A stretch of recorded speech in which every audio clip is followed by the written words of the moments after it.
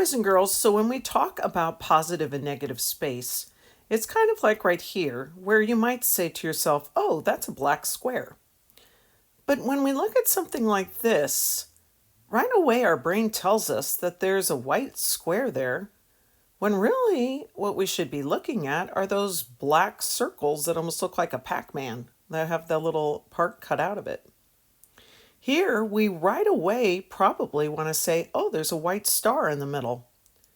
But really, there isn't a star there, and it's just the black shapes arranged the way that they are that make us think that we're seeing a star there.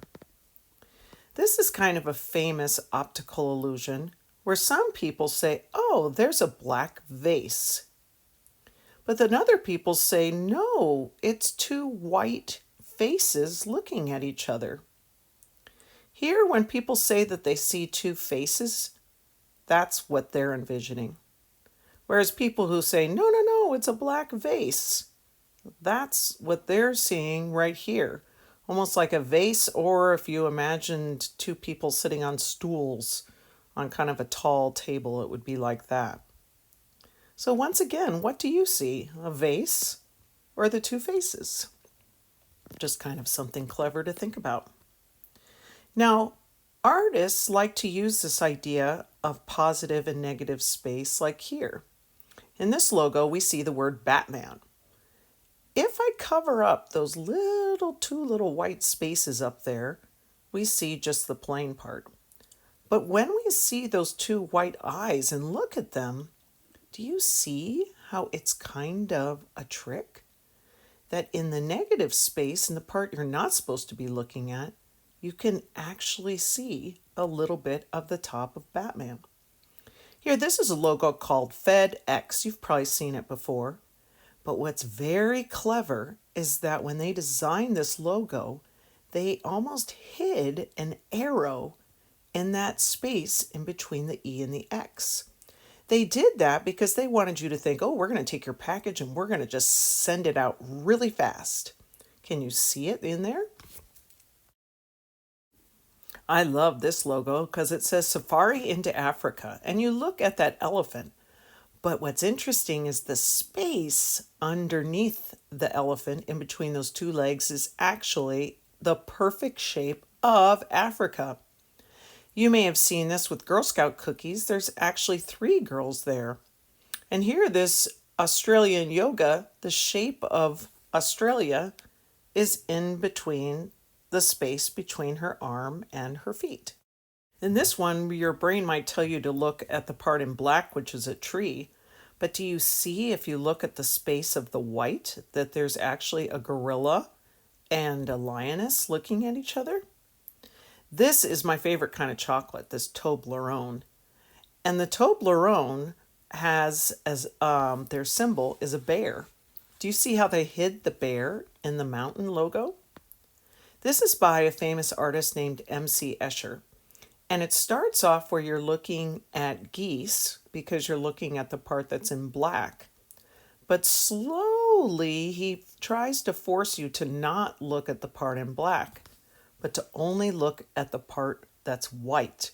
And when you do, you see the fish. So boys and girls, today I'm going to be giving you a black square, and you are going to be cutting shapes out of it so that you can create that positive and negative space. I'm going to show you how to do that now. Boys and girls, you're going to be starting with a square that has 4 sides. And I want you to think of them as 4 different sides. In this case, a red side, a blue side, a green side, and a yellow side. When you draw on that red side, your line is going to start and end on just that one side. For the blue here, you're not going to start by the green. You're not going to start up by the yellow. You're going to start by... Are you going to go over that line to the other side? No. The blue line is going to start and go back. No. Going to go up and back down on its own side. Let's imagine the green side. So the green is drawn over there, and he went back down on the one side. Good job, Mr. Green. And now for the yellow, going to go all the way back. So now I'm going to show you how you're really going to be doing it today, where you're not going to have a different color for each side. Here you just have to know that there are 4 different sides. And when you draw today, you are going to do a drawing on each side. So I'm going to come up and I'm going to go back down, starting and ending on the same side. Now I'm going to twist it, and for this side, I'm never going to cross over the line that I already did. And this time I'm going to make sort of a step line that's going up and down, just on that one side. Now I'm going to start on this side. Remember, I'm never crossing over into another one. Neither do I want my line ever to touch. What I only wanted to do is to meander, going up and around, and then back down to the beginning. Here, I'm even just being kind of simple with a half triangle. Once you're finished with those lines for each side, you're going to go ahead and take your scissors and cut those shapes out.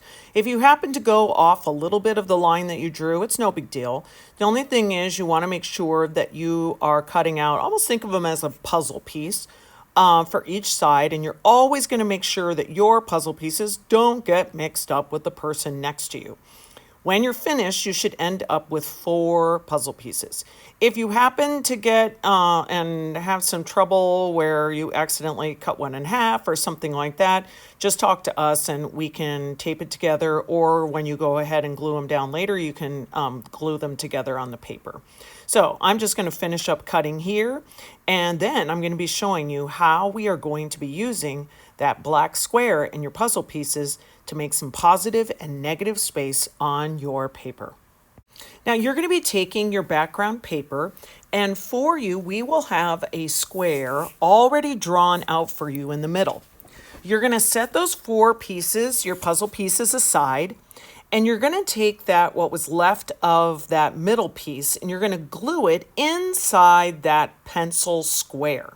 Remember, please make sure that you cap your glue stick at the end. We've been having some very sad deaths of our glue sticks. Notice that I'm not doing it crisscross in there. I'm fitting it inside of that square that I have drawn out there in pencil for you. At this point, you are going to take your puzzle pieces. I do not want you to glue these down yet. No, no, no. You first have to make your puzzle. If you find that a piece doesn't fit into the spot, could be that you need to flip it over or maybe turn it around until they all fit. Once you have them finished, if you're a little uncertain if you've done it correctly, you can raise your hand and we'll come over and make sure that you've got that right. Once you have them all in the correct place, you're going to put glue on that spot and you are going to flip it out, line it up on that pencil, and it's as if you have a mirror image of what you just cut out before. Let's look at that one more time. I took my puzzle piece and put glue on it, and then I flipped it out, almost like a door, like you're flipping it out so that it is now forming the line of that box above there, but it's flipping out. Now I'm doing it to the next side. I put glue on there, and then I flipped it out so that it was perfectly lined up with the edge. You're not just going to set it out there. You're going to flip it to the outside right on that line. Then on your last piece, you'll put glue on there, and then you will flip it right outside of there. You now have a beautiful design where you can see the square in the center, but you also have the pieces around the edges. Now for kindergarten and first grade, I'm going to be having this idea sheet on the table. If you look, you'll be able to see that there are different ideas there of different types of shapes that you can cut out. If there's any part of that is interesting to you, What you can do is just look above the thing that's inspiring you, and you will see specifically how to cut it out. So if you like that one, then what that would mean is that on your black square, you would draw the lines like they are above it. You would draw it just like I showed you in the video and cut it out. Now, once again, when you sit down, you're going to see your black square. You're going to do a different line design on each side of it, and then you're going to be cutting it out. Now, kindergarten first are quitting here. My older students, I want to quick show you something. So let's say that you did exactly what we just saw in the video. I probably am not going to do the pencil square because it doesn't look very nice.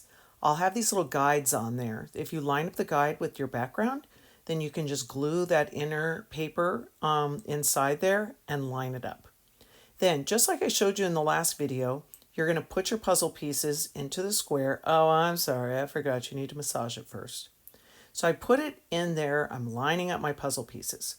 But where this project can get really cool, but possibly hurt your brain, but still really cool, is that once you've cut a piece, you can cut another piece out of that piece, and then you flip it back. Again, if this is making your brain hurt, if you're like, I do not know what you're doing, Miss Turks, then you can just keep it simple and just have one shape on the outside of each side like I showed you first.